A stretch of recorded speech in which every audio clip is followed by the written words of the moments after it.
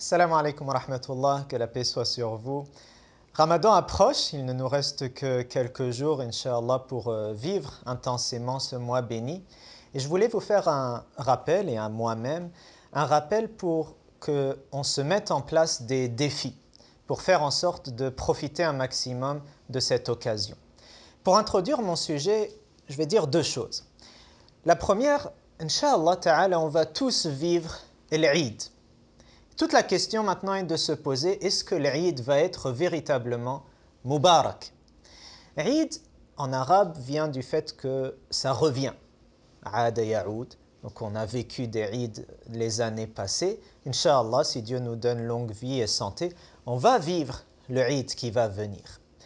Et encore une fois, toute la question est de savoir si on va simplement vivre un Eid, et donc on va nous trouver comme on nous a trouvé les années passées, ou est-ce qu'on va nous trouver avec une baraka? Et en arabe, le baraka vient de annama aziyada, une évolution, on a grandi, on a gravi les échelons, on a atteint des objectifs, on s'est débarrassé de certains de nos défauts. Donc, pour qu'un Eid ne soit pas simplement un Eid, mais un Eid Mubarak, il faut se mettre en place des objectifs à atteindre. Et il y a cette fameuse sagesse qui dit, si tu ne mets pas en place une stratégie pour réussir, tu es en train de mettre une stratégie pour échouer. Si tu ne te charges pas de toi-même, on se chargera de toi pour te divertir et te faire perdre le sens. Ça, c'est la première introduction.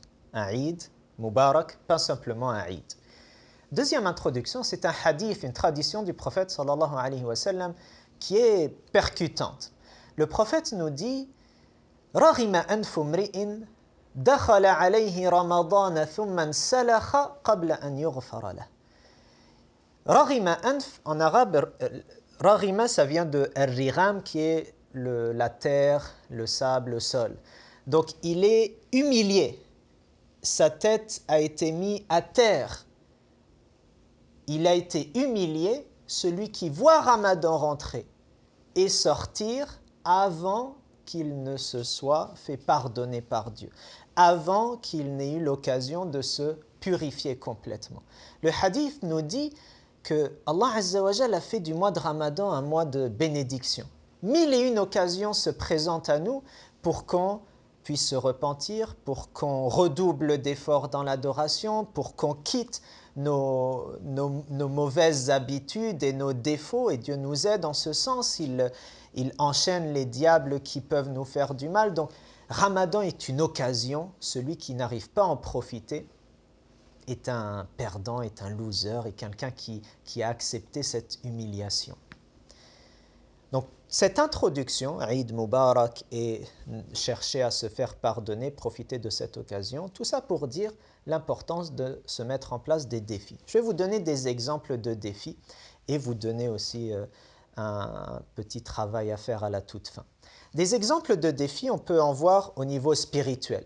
Spirituellement, bien sûr, au niveau du Coran, le Coran, ça rime avec Ramadan, c'est connecté avec grande force. Et Laylatul Qadr, qui est la nuit la plus importante de ce mois, et la nuit de la révélation. Il faut donner beaucoup d'importance au Coran, se reconnecter à la parole de Dieu, et donc, selon notre niveau, se donner une charge de lecture journalière. Chaque jour, je lis tant de pages du Coran, ou ne serait-ce que quelques lignes selon notre niveau. Si je peux faire de l'apprentissage. Et aussi, chose qui me tient à cœur, c'est la compréhension. De faire en sorte qu'on donne du sens à la parole divine et qu'on sente que Dieu nous parle et veut nous faire agir dans un sens en particulier. Donc, un exemple qui pourrait être fait, c'est durant le mois, je vais prendre une sourate, par exemple, qui fait une dizaine de pages, et je vais me concentrer sur la compréhension de cette sourate et la mise en pratique, lui donner du sens.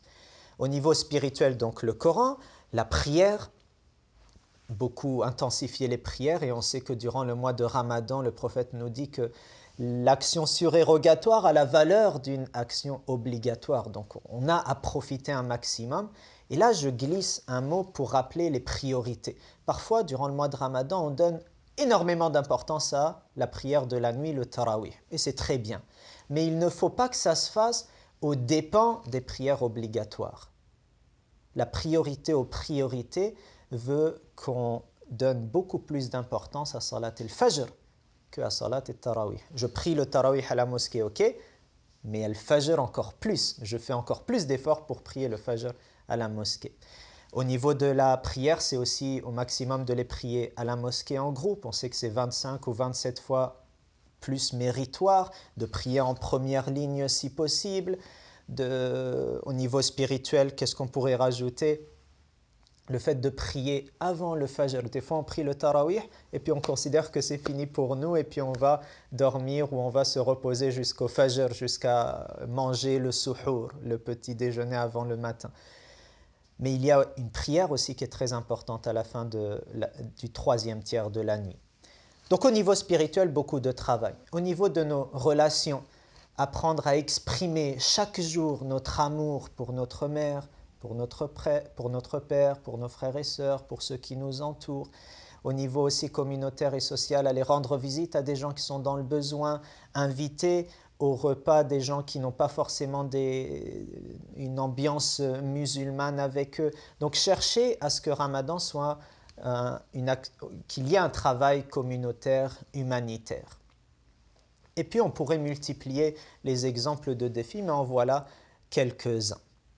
Maintenant, le défi que je vous donnerai, ce serait de faire en sorte que ces défis ne vous concernent pas vous seul individuellement, mais que vous entraîniez avec vous les gens qui vous entourent. Et donc, circulez dans la maison, circulez auprès des êtres qui vous sont chers, vos amis, et puis vous savez quelles sont leurs capacités, mettez-leur en place des défis. Dites-leur par exemple, toi là, tu passes trop dans ta tête. Toi là, tu passes trop de temps aux jeux vidéo. J'aimerais que le Ramadan soit une occasion de te débarrasser de cette mauvaise habitude. Je te défie, durant le mois de Ramadan, de ne pas toucher aux écrans, de ne pas jouer aux jeux vidéo.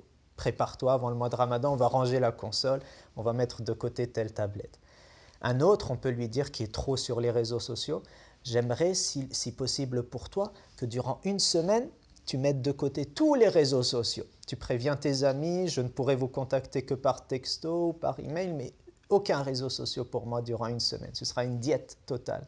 Un autre qui a un mauvais langage, dis-lui, Ramadan, c'est le fait de s'abstenir. Je veux que tu t'abstiennes de dire n'importe quel mot de travers. Ne dis pas de gros mots, ne dis pas de mots blessants. Et si jamais tu le dis, eh bien pour te corriger, fais telle chose, telle action de bénévolat ou donne telle somme d'argent pour te corriger. Donc, je résume le tout. Pour qu'un Eid soit Mubarak, il faut se mettre en place des défis pour les atteindre. Le prophète nous dit que le mois de Ramadan est une grande occasion pour se purifier. Profitons-en. Maintenant, des exemples de défis, il y en a plein. À chacun de voir ce qu'il fait de bien et qu'il pourrait faire de mieux, ce qu'il fait de bien et ce qu'il pourrait maintenir, ce qu'il fait de mal et dont il devrait se débarrasser absolument. Et après avoir pensé à soi, penser à l'ensemble et aller vers les autres pour leur mettre en place des défis. Puisse Allah subhanahu wa ta'ala faire en sorte qu'on soit une communauté unie, une communauté qui recherche à atteindre l'ihsan, le stade de l'excellence. Que le mois de Ramadan vous soit béni, plein de baraka à vous-même, à vos proches, à vos familles et à l'humanité, Inch'Allah. Assalamu alaikum wa rahmatullah.